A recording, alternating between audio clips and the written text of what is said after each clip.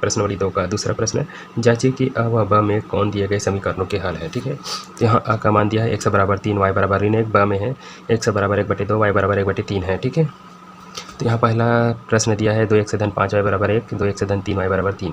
तो हमें इन दोनों समीकरण को हल करके इसका मान निकालना है x और y का। ठीक है, x बराबर क्या आता है, y बराबर क्या आता है। सेम वैसे यहाँ पर दोनों समीकरण को हल करके हमें x और y का मान निकालना होगा। इसी तरह से तीसरा और चौथा प्रश्न है, तो चलिए एक एक करके हल करते हैं। तो पहला हल कर रहे हैं, देखिए इसमें जो दिया है 2x धन 5y बराबर 1, इसको समीकरण 1 मान लेना है। उसके बाद जो है 2x धन 3y बराबर 3 दिया है, इसको समीकरण 2 मान लेते हैं। ठीक है, तो देखिए दोनों एक जैसे हैं। ठीक है, मतलब शुरू का जो ये भी 2x है, ये भी 2x है, तो दोनों को घटाने में आसानी होगा। इसको इस तरह से घटाना है कि या तो x ख़त्म हो जाए या y ख़त्म हो जाए घटाने पर। ठीक है, अगर कम ज़्यादा रहता है तो गुना करना पड़ता है, जैसे आपको जो है दूसरा वाला सवाल में आपको समझ में आ जाएगा। ठीक है, तो देखिए दोनों में से x बराबर है, तो इसको घटाने में बहुत आसानी होगा। ठीक है, तो आप ऐसे लिख सकते हैं, समीकरण 1 में समीकरण 2 को घटाने पर। ठीक है, ऐसे घटाने पर चलिए इसको घटाते हैं। तो 2x धन 5y ये हो गया। तो लेफ्ट साइड से घटता है, राइट वाले राइट से, जैसे कि 1 और 3 घटेगा। ठीक है, तो ये हो गया, ये पहला हो गया। अब हम ऋण कर रहे हैं इसके। ठीक है, तो इसको ऐसे लिख सकते हैं, 2x धन 3y। ठीक है, ये हो गया। लेफ्ट हैंड साइड वाले इसके साथ घटेगा, बराबर बराबर किस पर वाले 1 है पहले में, उसके बाद जो है 3 जो है इसके ऋण में आ जाएगा। ठीक है, पहले वाला धन में है, दूसरे वाला ऋण में है। चलिए इसको घटाएंगे तो सबसे पहले कोष्टक खोलना पड़ेगा। तो देखिए कोष्टक खुलेगा तो 2x, ये भी जो है ऋण 3y हो जाएगा।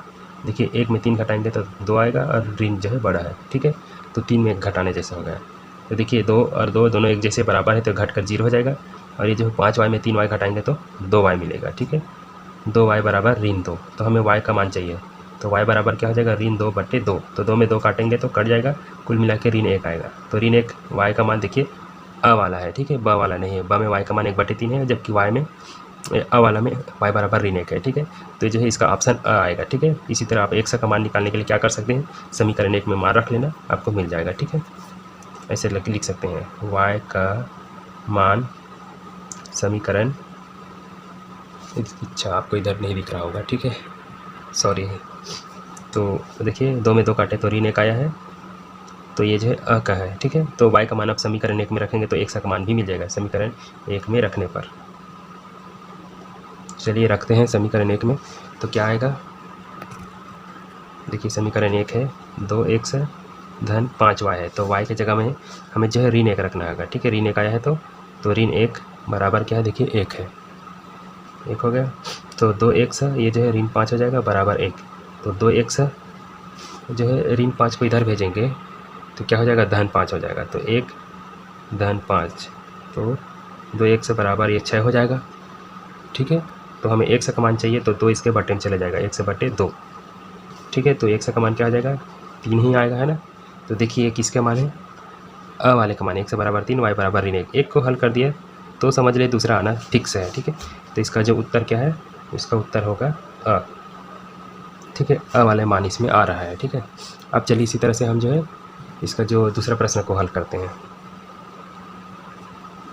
देखिए यहाँ पर जो है x धन y बराबर 5x दिया है, 5xy, इसको समीकरण 1 मान लेना है। इसी तरह से 3x धन 2y बराबर जो है 13xy दिया है, इसको जो है समीकरण 2 मान लेते हैं। ठीक है, तो देखिए दोनों समीकरण को अगर हम घटाएं तो कम से कम x या y घट जाना चाहिए। तो देखिए इसमें दोनों बराबर नहीं है, ये x 1 है, यहाँ 3 है, यहाँ y 1 है, यहाँ y 2 है।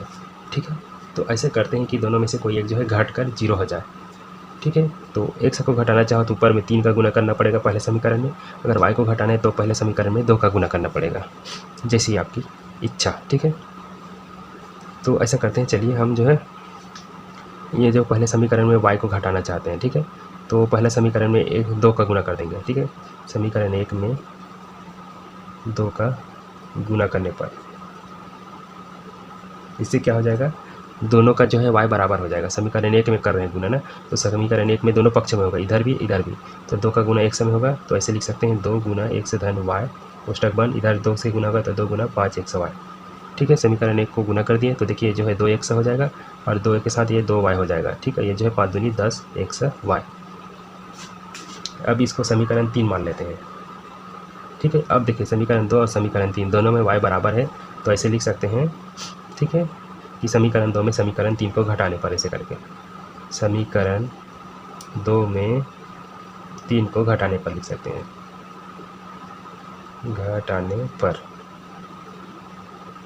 चलिए घटाते हैं। तो सबसे पहले ऊपर वाले को लिखेंगे 3x धन 2y बराबर 13x y है, ठीक है। इसको घटा रहे हैं तो नीचे भी लिख सकते हैं, लेकिन पुस्तक में आपके इस तरह से घटाने बोल रहा है।